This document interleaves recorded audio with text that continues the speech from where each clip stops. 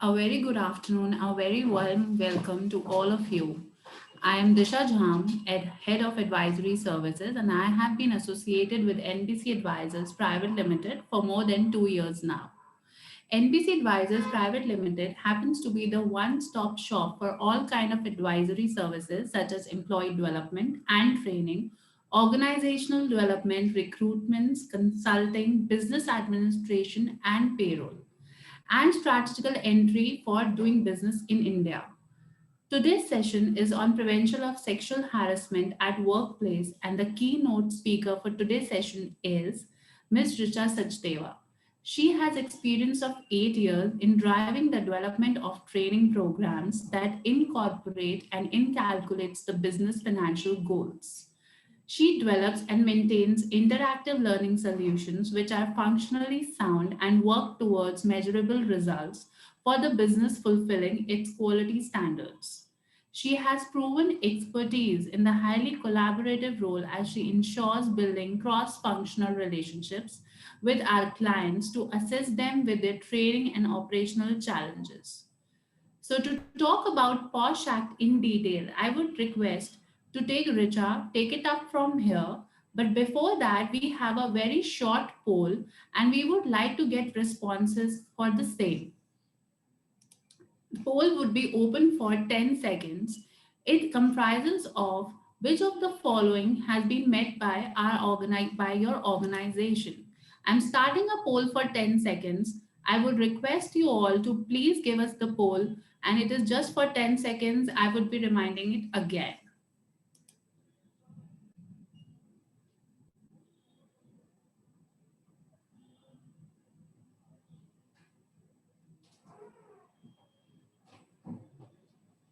So just 2 seconds more left. I'm ending the poll in another 2 seconds.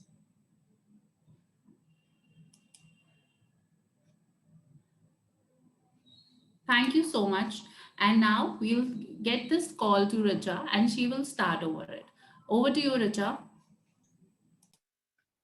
Thank you, Disha. Thank you so much for the lovely introduction. A very warm welcome to all the attendees and all the participants here. Today, we'll be talking about the most sensitive yet the most important topic, which is POSH, the POSH Act, which happens to be prevention of sexual harassment at workplace. So, we all of us would have heard about this term many a times, but most of us would be unaware of what actually constitutes sexual harassment. What is the impact of sexual harassment on an employee and the employer? What steps an organization should take in order to prevent any kind of sexual harassment happening at the workplace? And if at all it happens, then what is the right complaint mechanism? So by the end of this session today, I ensure you to be advised of the complete law, the exact definitions and types of sexual harassment. What are the duties of an employee and the employer towards preventing the same? And if at all, an incident happens, then whom should you talk to? What is the right approach to follow? How to file a complaint? Where to file a complaint? So we'll be talking about all these aspects in detail. Let's start with the presentation now. The what, why, and how. So the modules we'll be covering today would be POSH compliances, definition and types, ways of prevention, how to file a complaint, and cost impact of sexual harassment to a company. Now, some basic principles of, the POSH policy, I would say. What is it? It is to basically ensure that any woman, be it an employee, be it not an employee, anybody who walks into an organization has a forum to seek redressal if there's any incident that has happened with her. Boundaries of professional, at times when people work together, they are unaware of what lines, they have to draw when they're talking to their colleagues or peers, especially when they work in close-knit groups. To provide an inclusive work environment which is respectful to both men and women. So we're not talking just about the women here, we're also talking about the men. This is again one of the important yardsticks, of measuring a successful workplace. Now, how do we ensure that the law is followed? By enforcing the same. And how do we enforce the same? By giving an awareness, by giving the training for the same. Sexual harassment need not be necessarily physical in nature. We'll be discussing the types, it is verbal, it is physical, it is visual. So we'll be discussing the various, things that can come under sexual harassment, but we have never heard of the same. Sexual harassment is no joke, of course. So let's remind ourselves that women who are present in our workplaces, whose contribution to the economy and to their family incomes and well-being is significant, we have to safeguard their interests. We have to respect them when they come daily to their workplaces. So let's say it loud and clear, guys, that sexual harassment is no joke. Now, POSH training, what are the organizational benefits? So people who are employers here, people who are managers here, I would like to tell you why you should conduct this training in your workplaces and what are the organizational benefits that you can achieve. So it gives a feeling that the organization cares about the employee. Increases job satisfaction, of course. It boosts employee engagement, improves employee retention, improves the quality of the workplace culture, improves the perception of employees about the organization, and of course, protects organization's reputation and goodwill. Now, what are the 5 major reasons that you should go for this training? First of all, it's a legal mandate. There is a legal cost, a legal penalty involved if your company is not, meeting the POSH compliances. Second would be awareness, because I feel that if your employees don't know what POSH Act is, they would never be able to follow the same. So we have to, set these guidelines in their minds. We have to let them know. We have to make them aware. So if you conduct any kind of training on POSH, what it should be addressing to, it should be addressing to the perceptions of sexual harassment, the impact, as I've been saying again and again, why and how to prevent it, and understand the policy mechanism. The other major benefit, that why you should conduct this training is, of course, to provide safe working environment, to safeguard the company's reputation, and to increase employee retention. Because once any employee, is aware that his or her organization cares for her or him, of course, that boosts the morale of the person. He would like to work for that company, and of course, in turn, it will, help us decreasing the retention. Now, background of POSH Act. So where does it come from? In 1997, there was this certain benchmark of guidelines which were used to discuss any case which used to come under sexual harassment. But that was superseded in 2013 by the Supreme Court with this act which came into place, which is known as the POSH Act, which is, as I've mentioned earlier, it covers prevention, prohibition, and redressal of sexual harassment. Now, what are the statutory compliances that any organization should meet, under this POSH Act? So any organization, irrespective of its nature, irrespective of its location, if that establishment, the company, the organization has more than 10 employees, 10 or more than 10 employees, it has to, have POSH policy in place. Be it full-time employees, be it part-time employees, be it interns, be it consultants, it has to be 10 and more. So applicability has to be very clear. POSH compliances, what you should know. So an idle awareness and sensitization workshop to understand the POSH Act. You can always go ahead and you can give these trainings, to your employees so that, everybody is on the same page. The definitions are clear. They know the right path, how to deal with it, where and how to stand up, if any incident happens. Law and the sexual harassment policy of the organization. So many a times what happens is, you have the policy in place, but people are not aware of that. So again, as I mentioned, the only thing with which you can enforce any law has to be the training. So you have to create that workshop. You have to implement those training sessions in your organization. Redressal format for sexual harassment policy. People should be aware whom to contact, how to contact, where to contact, how to file a complaint. Members of IC. So IC happens to be an internal committee which needs to be formed. So members of the IC with their contact details needs to be floated among your employees. What are your rights in case you file a complaint? So this basically stands for the employee. If an employee walks up to the IC member to file a complaint, then he or, a woman should know that what are her rights in order to file those complaints and what all reliefs can she expect. what to expect if a complaint is filed against you. So it's not necessary always that, the complaint would be a genuine complaint. We have been hearing cases all this while. So what happens in case there's a malicious complaint if that's filed? So we'll be talking about some definitions now. We'll be defining sexual harassment, offensive behaviors. We'll be identifying, how to identify what's the intent. We'll be recognizing the effects of sexual harassment that can have on people, and what is our role. Our role, when I say our role, we are all collective here. We talk about the employees and the employers together. What steps should we take to prevent the same? Now, sexual harassment, what is it? Any behavior which is unwelcome in nature, with which a person is not comfortable, which is sexual in nature, and it's a very personal experience, it comes under sexual harassment. So if any incident that happens with me, no matter what the intent of the person who's done it is, whether it was good, whether it was bad, but if it has hurted me, if I have felt uncomfortable, it will come under sexual harassment. So impact, what matters, intent doesn't matter. One basic rule to follow how to identify POSH is the impact. What was the impact of that particular behavior? What was the impact of that particular gesture? So we have to identify by the impact and not the intent.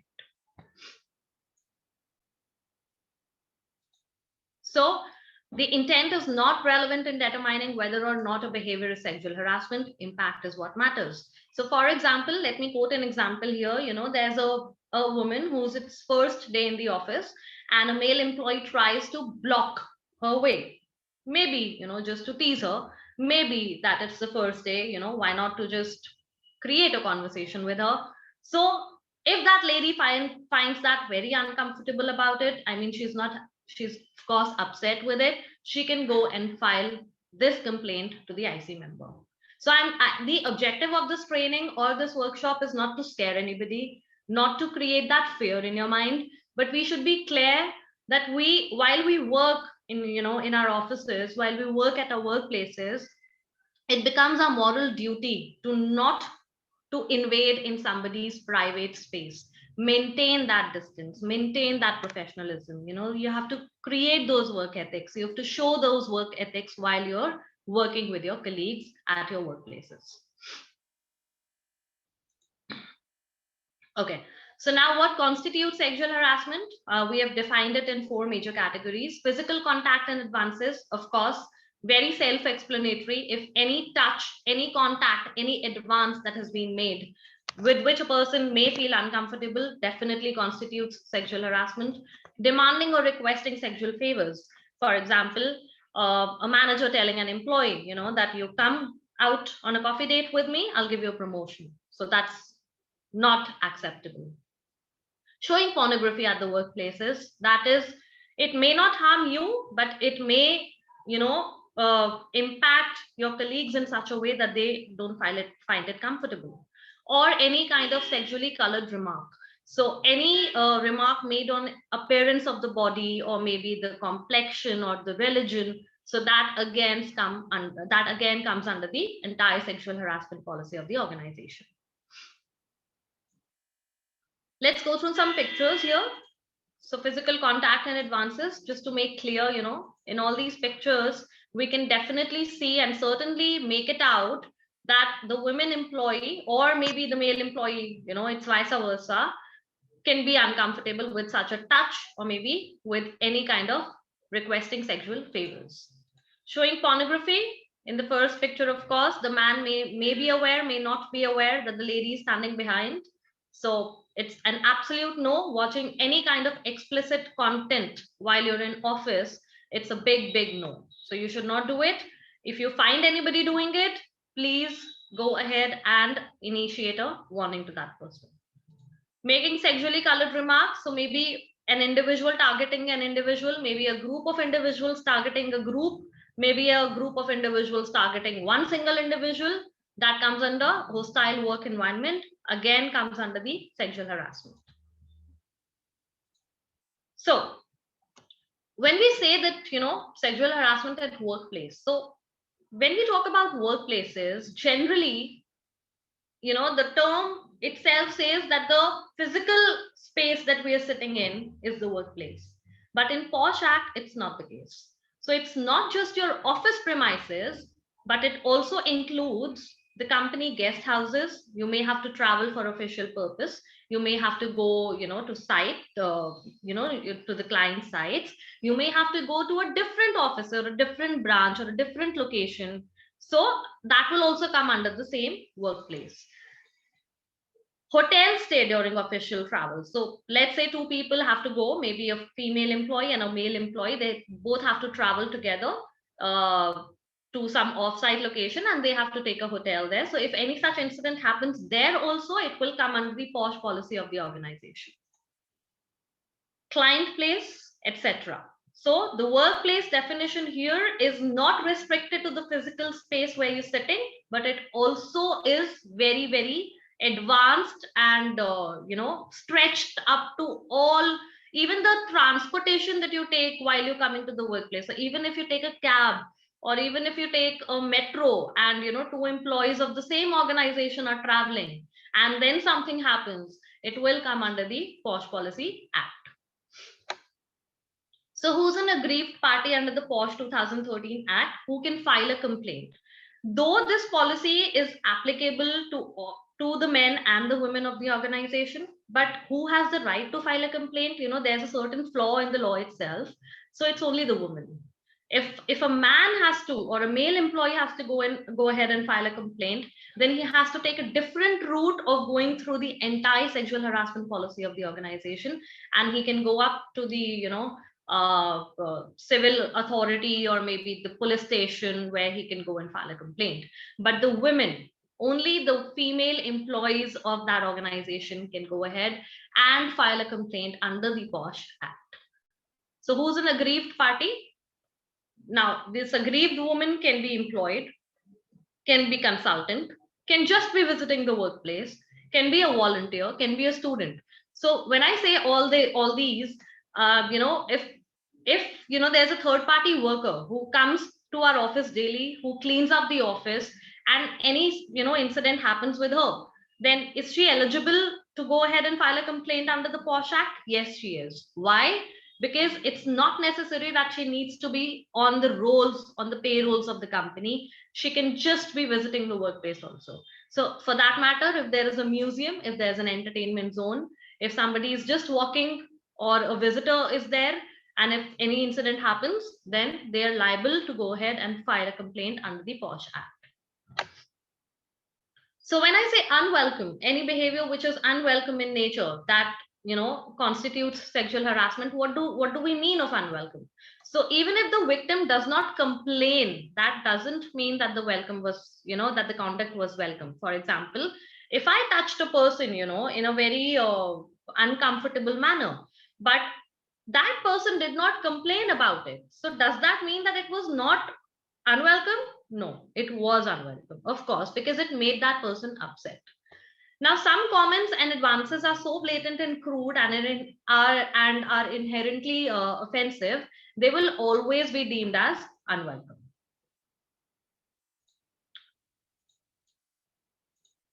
So some examples of unwelcome behavior, here we can look at some pictures.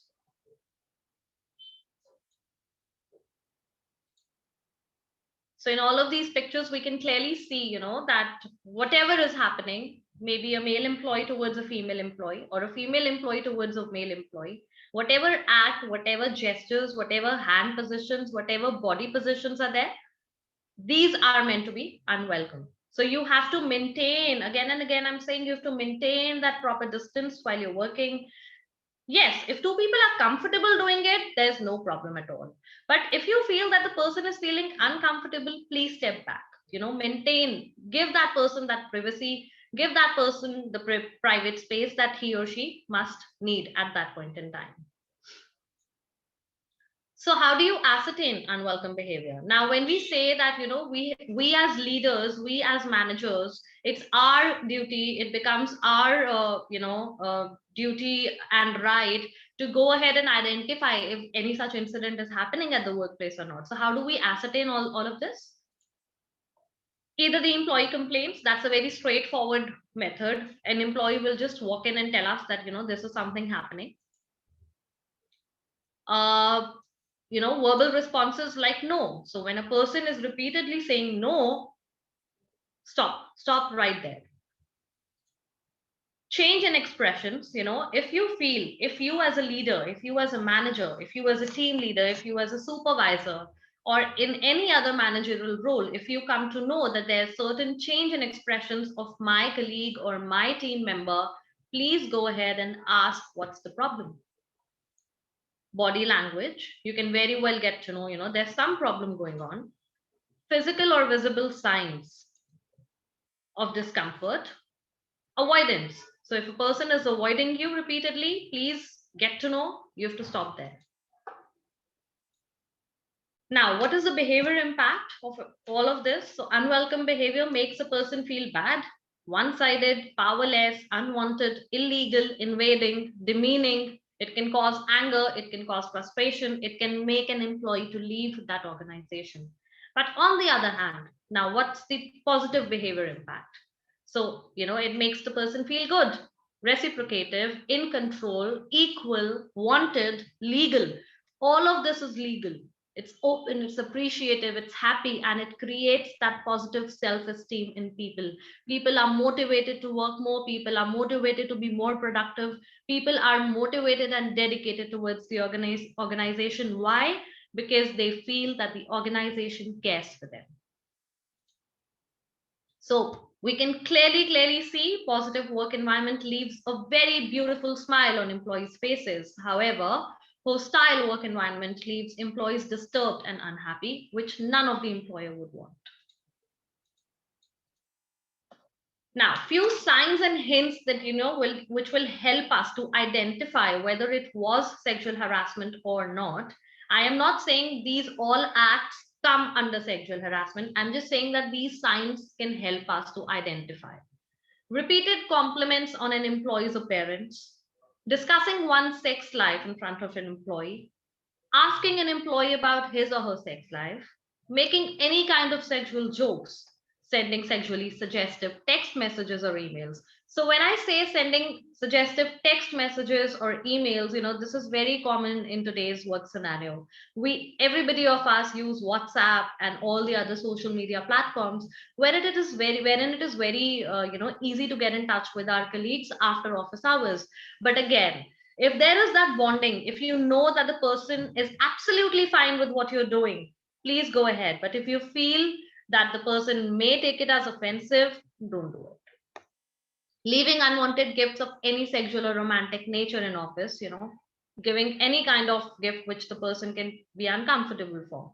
Spreading sexual rumors about an employee. So even talking about a person in the work premises, creating rumors about him or her, like, that girl or that male or that male employee, he's having an affair or she's having an affair. So don't use such words in office. Repeated hugs or other unwanted touching, at times you generally pat on the shoulder or you pat on the back, which is acceptable. But, just try and refrain yourself doing that as well. You should just, restrict your physical contact to a handshake, which is always advisable. A sudden change in someone's behavior, we've discussed this earlier also. So if you see that there's, a very talkative person has suddenly stopped talking, or maybe he or she is sitting very quiet, they don't want to talk to you about anything, they get irritated, or maybe there's some kind of, negativity that you can see in that person, please go and talk to them.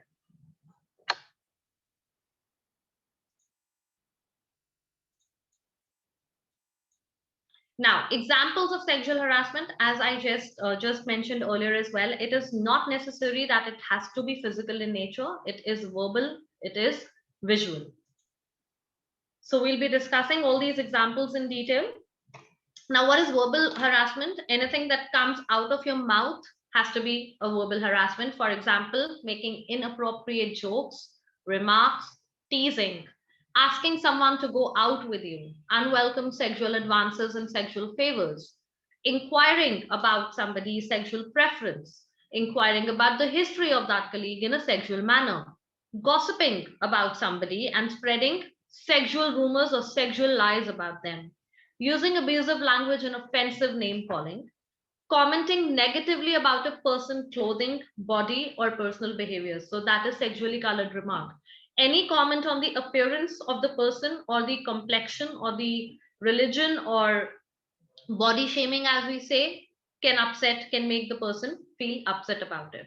Making inappropriate sounds such as kissing sounds, whistling, smackling lips, sending someone sexual emails, notes, or letters, verbal attacks, for instance, arguing with someone using threatening, discriminatory, or demeaning words. Physical harassment, the word says it itself, a touch in advance, intimidating gestures, deliberately brushing or rubbing your body against someone, you're deliberately trying to rub your shoulder, or you're deliberately trying to touch somebody's hand, that can make the person feel uncomfortable. Blocking another employee movements, as I gave, quoted that example at the starting of the session. You're trying to block somebody's way. Your intent was very clear, you were just teasing the person, but the impact is what matters. Kissing or hugging someone inappropriately, and unwelcome touching of another person's hair, clothes, or body. Non-verbal, which we often call as visual harassment also. So sending sexual images, for instance, sending pornographic videos to another person through a social website without informing the person. Unwelcome gestures to another person, staring at someone's body. So when we say staring, we can easily make out that the person is, giving you those uncomfortable looks from top to toe. So again, that comes in visual harassment. Making the person feel uncomfortable, placing a poster with information related to sexual behaviors. This often happens, in terms of teasing a person, or maybe what we say is character assassination, exposing someone else offensive pictures or images without their consent. So this all will come under visual harassment. Now, who can be a sexual harasser? We just talked about who can be an aggrieved woman. So it is not necessary that an aggrieved woman has to be the employee of the organization. She can be a consultant. She can be just visiting the workplace. She can be a student. She can be a third party worker. So similarly, a sexual harasser, according to the law, can be anyone. So, regardless of his sex, sexual preference, age, or professional position, anybody can sexually harass a person. Owners, supervisors, co-workers, third-party workers, a visitor, so anybody. So the definition remains the same for the aggrieved woman and for the sexual harasser. So sexual harassment, in the workplace has been categorized into two groups under the Act. One is quid pro quo. That's a Latin phrase, which means this for that in English. You give me this, I'll give you this. You give me this, I'll give you that. Making fake promises, making sexual promises, making, like I've just quoted, and a supervisor promising an employee a raise in the salary if she go out on a date with him. And the other category happens to be the hostile work environment, wherein a female employee or a male employee is targeted by a group of people, subjected to rumors, gossip, character assassination, unwelcome sexual advances by other people also. So that is a hostile work environment. With pro quo, we have just discussed this, sexual favors which are asked in exchange of any kind of special treatment on the job. Or maybe an employee threatens an associate that if he or she does not consent to such sexual advances or favors, then maybe she's fired from the job. So I'll fire you, if you don't go out with me. So that's a quid pro quo. Or maybe I'll give you a beautiful cabin, to work in this office. I'll construct it for you if you start a relationship with me. So this is all quid pro quo. Hostile environment. This occurs when speech or conduct of a sexual nature takes place and is seen as offensive, which affects the performance of the recipient or associates, or intimidating, harassing conduct that is directed at an individual or a group of individuals, which takes place. Now, all this while we've been discussing what all is sexual harassment, but what is not sexual harassment. So if you're asking an employee to raise up to the standards, if he or she is not working up to the mark, if you're telling that person to please buck up, that is not sexual harassment. If you're touching a person not with a sexual connotation, that is not sexual harassment. Any work related stress, for example deadlines ka target ho ya quality standards meet karne ka target ho, that will not come under sexual harassment. If it is a reprimandation in relation to work meeting targets or deadlines, no. Following up on work absences. So, for example, I am on a leave and my manager calls me to ask, that today was you had to submit the report. So, where is it? I cannot go ahead and file a complaint that, he was harassing me while I was on leave. So that will not come under sexual harassment. Why? Because it doesn't have any sexual connotation attached to it.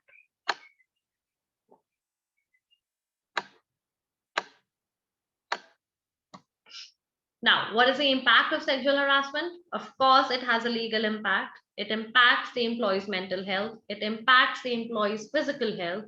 It impacts the hiring and retention. Now, why hiring and retention? If a person has to be replaced or transferred, we'll be talking about the consequences in the last few slides. But if a person needs to be transferred to another location, then we need to hire another person as a replacement. And if an employee leaves, that this organization doesn't have a policy in place, so we have to again cover that retention by hiring another person. It impacts the employee productivity, and it impacts the brand. So the most important and the most thing that we need to focus on is that if any incident happens and we don't have a policy in place, it can go ahead and it can impact the brand in a very, very adverse manner. So we all have to take those steps. We all have been listening to the statement, prevention is better than cure. So why not to prevent it? Why to wait for the cure? Think like a leader. So what are the do's and what are the don'ts? Now, the do's are, we have to provide guidance. When we say we, again, we're talking about both employees and the employer. We have to create a culture of feedback. We have to create a friendly environment around us wherein people can come up and approach, in case if any incident has happened. We have to develop values, deal with any allegations and concerns immediately. Please do not linger on to it. If you've heard a complaint, deal it immediately. That's always better. The sooner, the better. Setting the right tone with a clear zero tolerance message is an important first step. So, for example, again, let's say a male employee has been harassed by a female employee. So the male employee was all good for 10 incidents, and 11th incident he went up and filed a complaint. So of course, people will ask, why didn't you give that indication in the first instance itself that this is something I will not tolerate, this is something that I'll stand up for, I'll not be silent, and it's a clear zero tolerant thing to be done. So we have to, all of us have to create that culture in our workplaces wherein we have to tell people, please maintain distance. Never consider the option of silence. That will never be helpful. What are some don'ts? So what generally happens at workplaces is that, a person walking up to a person saying that, mere saath ye ho gaya. So generally hum sabka mindset aisa hota hai that, the other person will say, अरे तूने ही कुछ करा होगा, या तूने कोई hints तो नहीं दिए थे, या maybe you would have given some indications. So please don't downplay the issue. That will create more damage. That will create more harm. Avoid prejudging complaints. No assumptions, no pre-assumptions, just stick to the facts. Now, what are some steps to prevent sexual harassment at the workplaces? What are the employee duties? Do not ignore it. Report the incident. Do not accept the behavior. Be supportive with your colleagues if they are facing through it, and you have to be strong and supportive in that particular scenario, because many of us would consider the option of silence. We will not be speaking about it due to many factors, but what is advisable, that please don't be silent. Raise awareness. So it's only and only awareness, trainings, workshops, which can help people to understand what is right and what is wrong. Examine your behavior, examine your colleagues' behavior. If you do both of the last two steps, that you examine your behavior, you are examining your colleagues' behavior, trust me, 90% of the prevention would happen at that stage. What are the duties of the employer?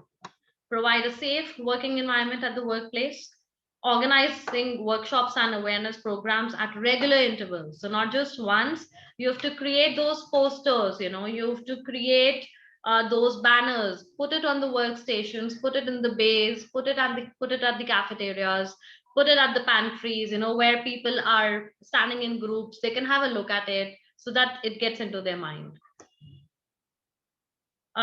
Treat sexual harassment as a misconduct under the service rules and initiate action for such misconduct. And employer under the act is liable to display at an appropriate location the penal consequences of sexual harassment at workplace. So when I say that the policy needs to be drafted, that policy should also be floated amongst your employees so that they know what exactly needs to be done. Now, this, when I say that the penal consequences should be, at such a place where everybody can have a look at it, it's very important because it has to be at a common place and somewhere in the office. Maybe at the reception, nobody would like to put it at the reception. Maybe at the cafeteria, maybe, on that notice board, maybe on the wall of fame, somewhere. So, it's common to all. Now, how to eliminate sexual harassment from your workplaces? Show leadership through zero tolerance. Zero tolerance is the major step. In the first instance, do not stay silent and show that it is something that you will never ever accept. Establish equality as a core principle. This is for the employers. Please don't treat your male employees and female employees with different perspectives. Treat them equal. They all are equal. Modernize your workplace standards. Again, when I say modernize, make people aware of what their rights are, make people aware, boost their morale, create that culture of feedback. Vigorously enforce the law at all levels.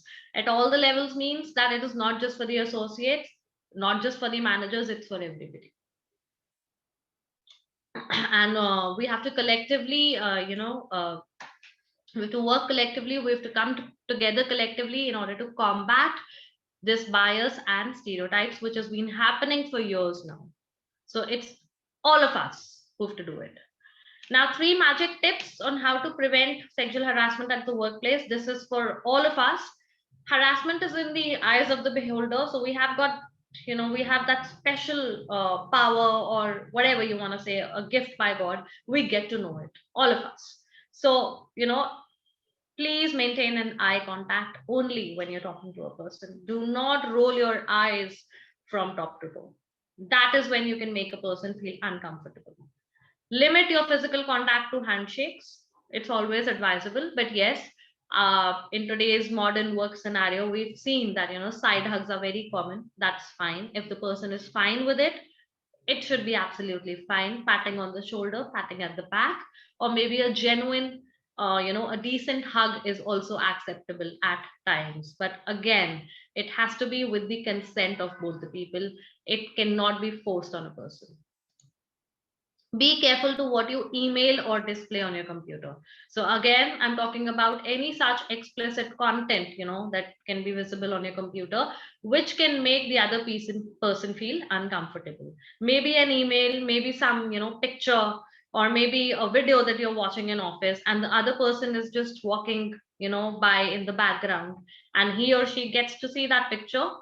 It can make them upset or uncomfortable. How to file a complaint? Now, what is the complaint mechanism? We'll be talking about it. The aggrieved woman, of course, can file a complaint. I'm sorry, but there's no other right for a male employee to go ahead and file a complaint under this POSH Act. But yes, he can go and file a complaint under the entire sexual harassment policy of the organization. Now, in case the aggrieved woman cannot file it herself, her friend, her family member, her legal hire can go ahead and file a complaint on her behalf. How? The complaint has to be in writing. No verbal complaints will be taken care of. when it has to be filed within 3 months from the incident. Now, if there are series of incident, then it has to be 3 months from the last incident which has taken place, and where it has to be filed within with the internal committee. Now, we'll be talking about what is IC. So all workplaces that have 10 or more employees need to have this policy in place, POSH policy, but also they need to form an IC, internal committee. Now, internal committee, as per the act, it has to be filed at all the offices, all the administrative units of the workplace, at different locations. So for example, if my office is in Delhi and Mumbai and Bangalore, then IC needs to be formed for Delhi, Mumbai and Bangalore.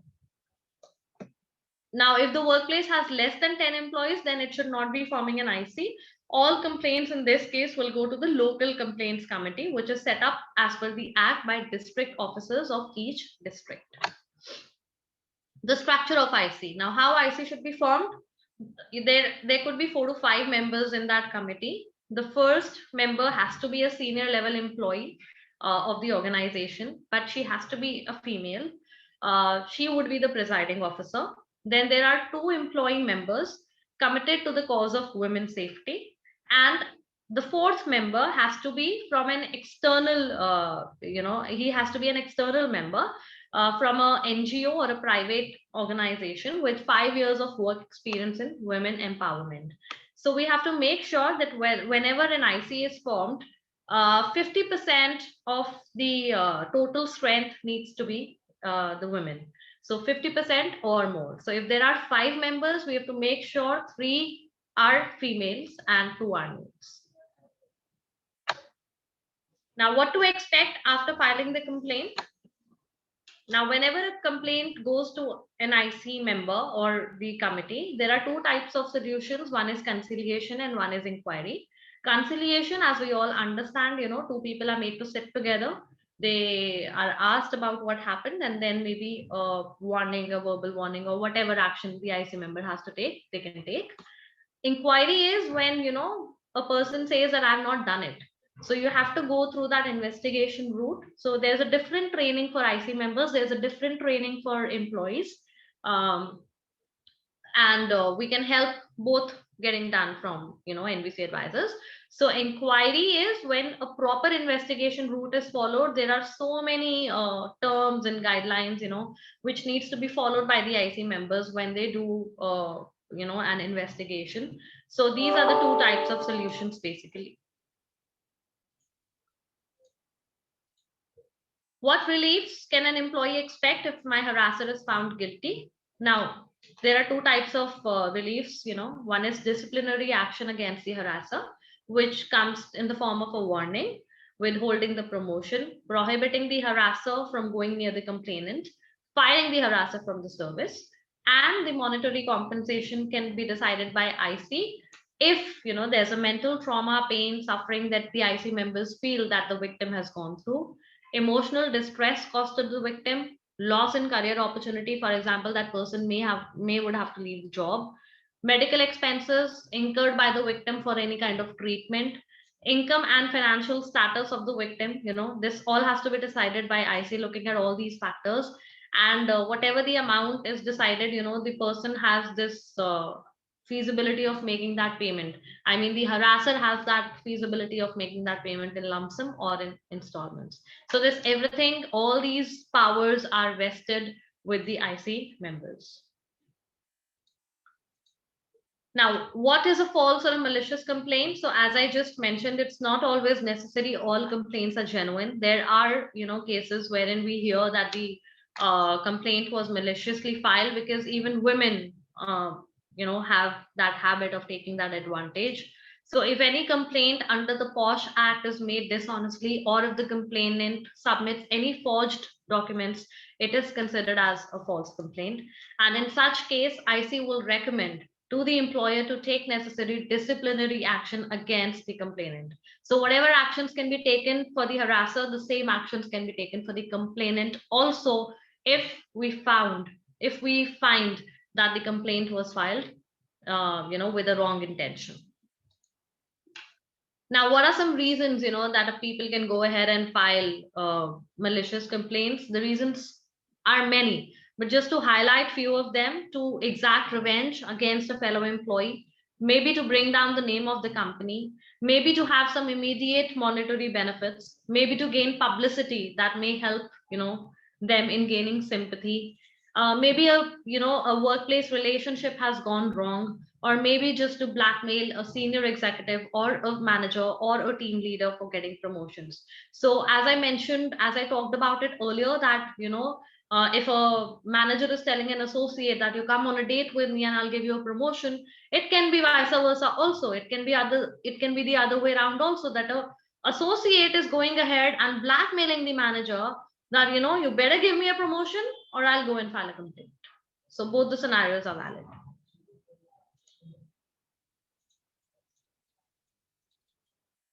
Now, protection against retaliation. This is a very, very major aspect which needs to be met by the organization, because whenever a complaint is filed, retaliation has to happen. It always happens. So it is the employer's duty to give that protection to the victim against any kind of retaliation. Now, retaliation is a very serious violation of the POSH policy.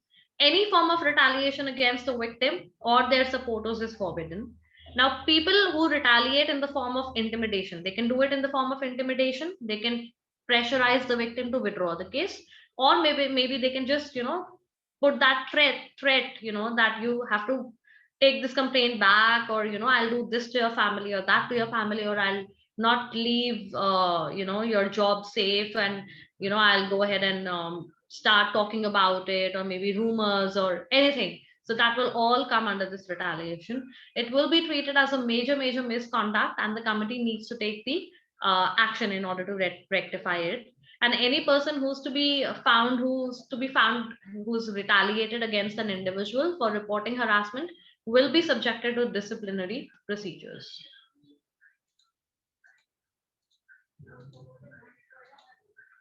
Now, legal and cost implications. So legal implication is that if an organization is found out that they don't have a policy in place, or they are not maintaining, so this act, there are four major compliances which need to be followed. One is drafting of POSH policy. A POSH policy needs to be in place. Second, formation of IC.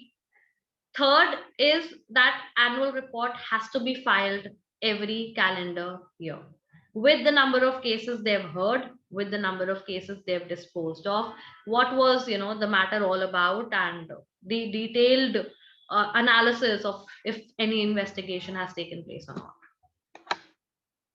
Now, if you don't do these compliances, then 50,000 is the penalty which can be filed for the organization.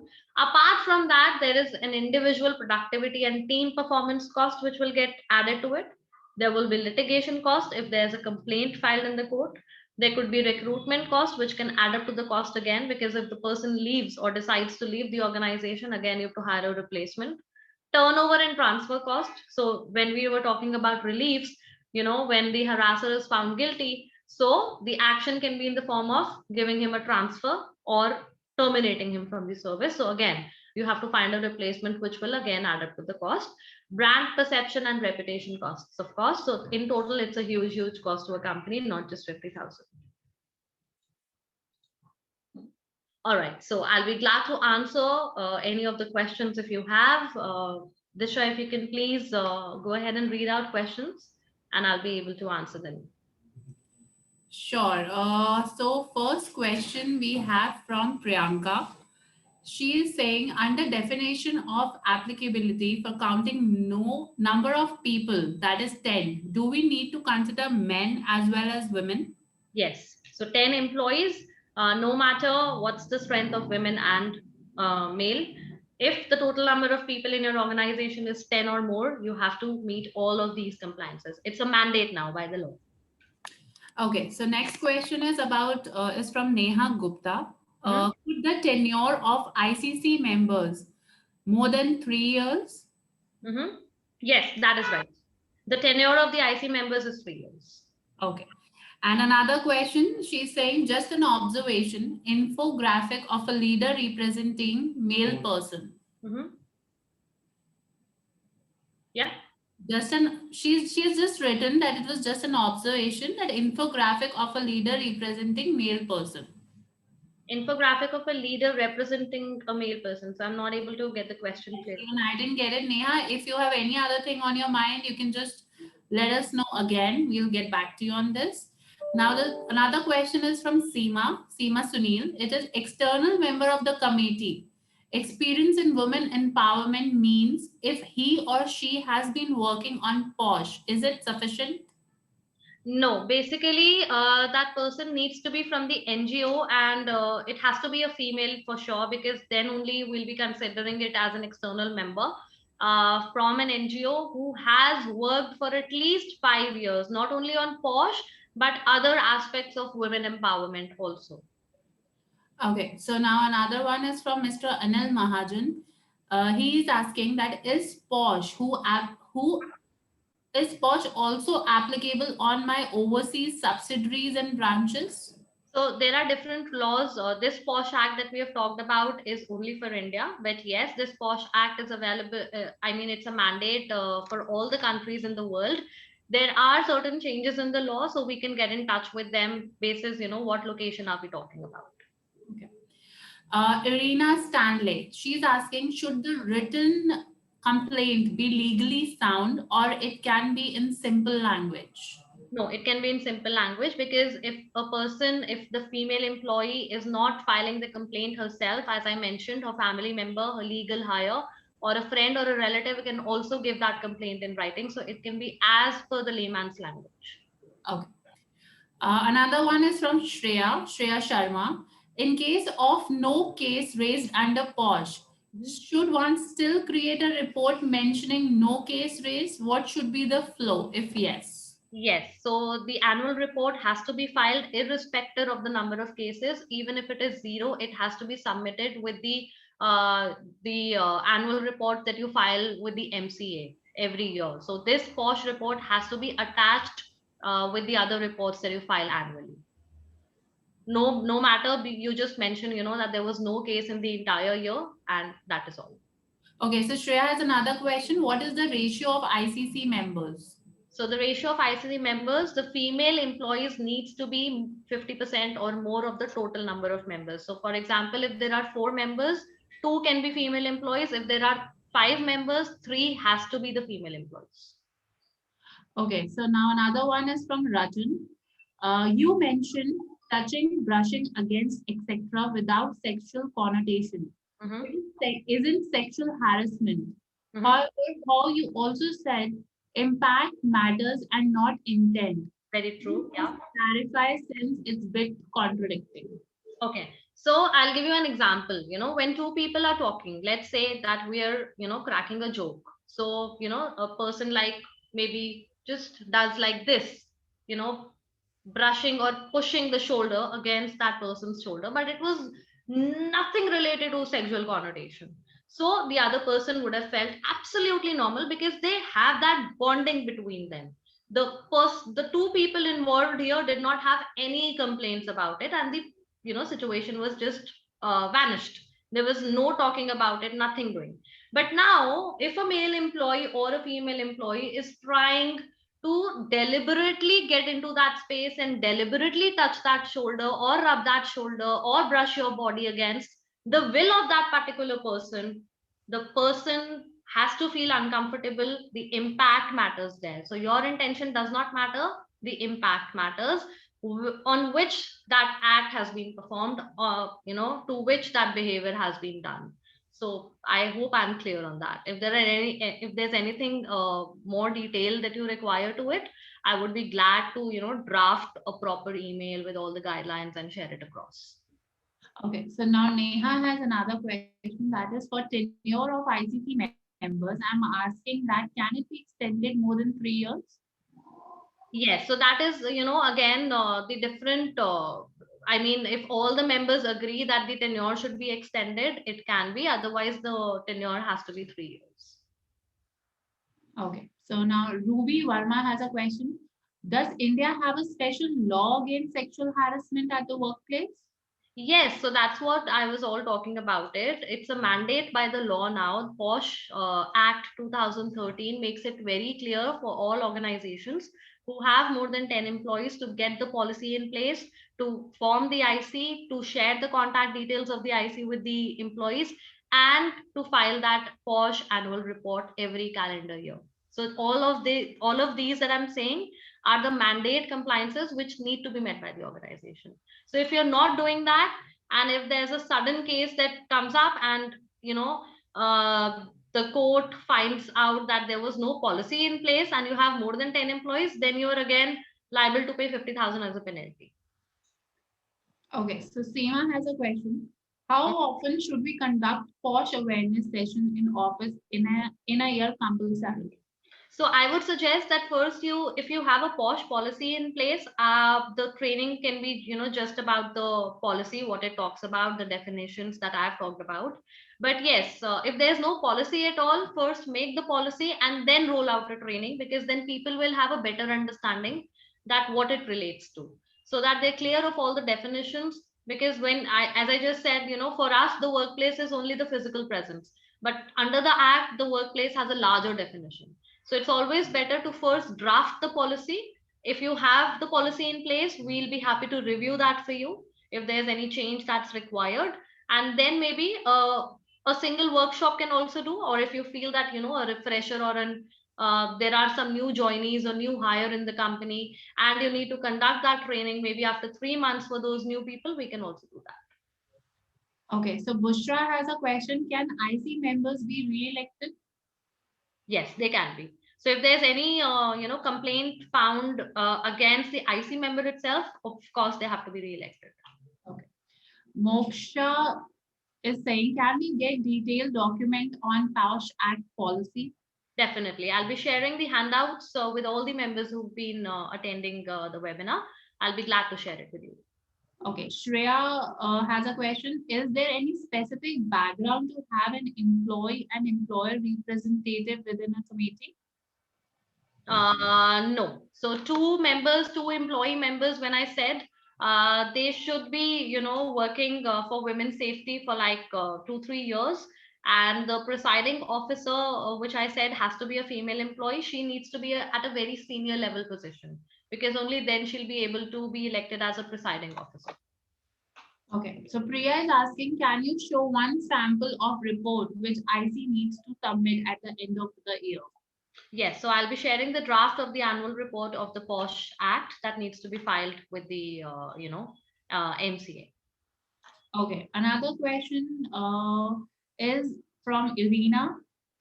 Is it okay to have a male as presiding officer and HR as one of the member in the IC? No, the presiding officer has to be a female. Okay. And Nita is saying wonderful and very informative presentation. Thank you so much, Nita.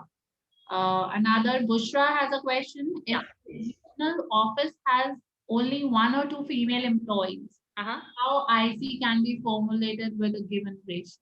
So when the organization only has 1 or 2 employees, then the presiding officer has to be the senior most of those two. And then the employee members, when I talk about 2 of them, so one can be a male and one can be a female.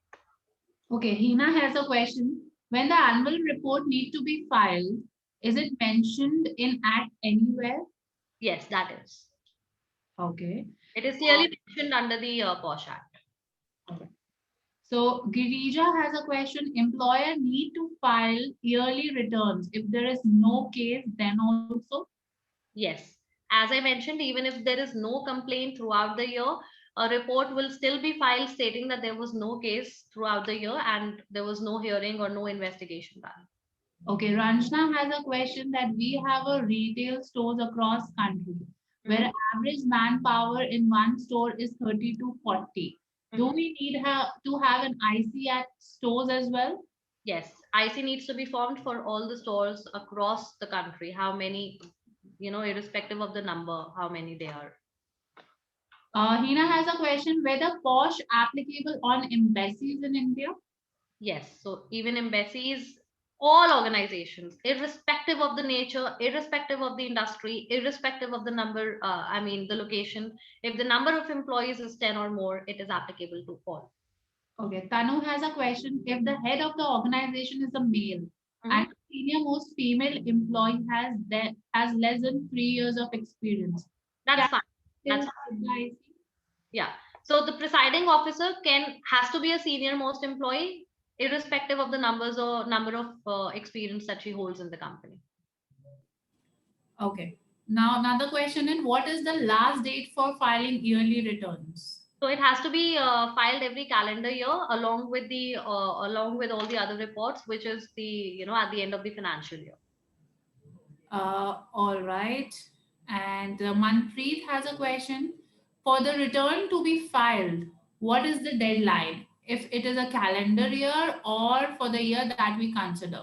So the complaints would be considered for the calendar year. However, the report can be filed before 31st of March. Tanu has a question. Playing songs of sexual nature will be the part of sexual harassment. Yes, because if the people sitting and listening to those songs are uncomfortable, yes, it can constitute to sexual harassment. So it's always better to maintain those workplace ethics. Ashu has a question. Also, can same IC members continue after tenure of 3 years? Yes, but all of them should have a consent. All the existing members should have a consent to that. Priyanka is asking how to ensure training program in compliance of law. And is there any qualification for an IC member? Yes, so IC members do have they have a certain qualification which needs to be followed. So I'll be sharing the draft with them, all the guidelines that is required, how to file a report. So if anybody of you need that information from us, I'll be happy to share that with you. All right. And Dhanshri has a question. If there is a new B who's not aware about post policy and if involved in any circumstances, will he be punished? Yes, because it's the employer's, duty to inform all the newbies, new hires of the organization to be well aware of the policy and the act. If the training was missing from the employer's end, but the incident has happened, of course, if he's found guilty, he has to be punished. Okay. So I hope I have asked all the questions. Okay, Rakesh Chaudhary has a question. Can we consider advocate for an external committee member? No, he has to be from an NGO. Okay. So if any questions which is I have missed it or something, I would like anyone can raise a hand and I'll unmute them and they can ask the question directly. If anybody is there, we have another 5 minutes to go ahead with it. Apart from that, Disha, you can also run that poll. So, it'll be easy for us to get to know if they want any kind of help or assistance from us. We'll be glad to take a review on your POSH policy if you have an existing one.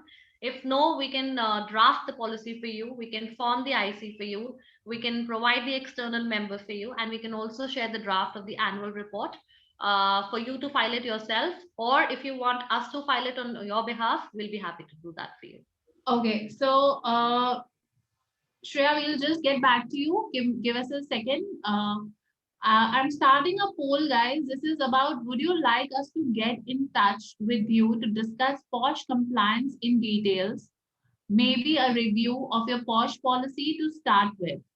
I'm starting a poll for another 10 seconds. I will like you all to please poll on it. We are starting with it. So Disha, you can keep it on for like 15 seconds. So, people can just read it out and they can pull it. So please, guys, you can click yes, no, maybe later. We'll be responding it as per your preference. We'll be responding to it as per your preference, and we'll be glad to discuss it also in detail if you want us to give you a phone call or an email, to discuss about the compliances in detail. So Shreya, in the meantime, I'm just allowing you to talk. You can ask your correct question directly to Richa. So we have Shreya with us. Hi, Richa. It was lovely to attend this session. First of all, congratulations for that. Thank It you. was very interesting. And every word was very important, of course. Impact and intent, yes, definitely. So I just have one question, Richa. For an instance, we have different organizations on a single floor. Uh-huh. And if we see two employees from a different organization in a compromising situation, maybe at the staircase or parking, what should we as an IC member do? So if you are an IC member, you can only get into the investigation or maybe a conciliation if the female employee is of your organization. So if the female employee happens to be from some other organization, then any which ways you don't have a role to play, because only an aggrieved woman under the act can come to you and file a complaint. But yes, Sure. you have to take that ahead. If the female employee is from your organization, you will definitely have to get into that investigation. Of course, of course. Thank you so much. Thank you, Shreya. Thank you so much. Okay, so we have stopped the poll as well. Thank you. Thank you so much for it. And I think, Richa, you can end the session. We are done with questions as well. All right, it was lovely to see you all, attending this, and I would be glad to assist you anytime that you need me. Maybe a conversation would be a great initiative to start with. I would be, making these sessions more available for you guys to attend. So I hope that you attend it next time as well. Thank you so much, guys.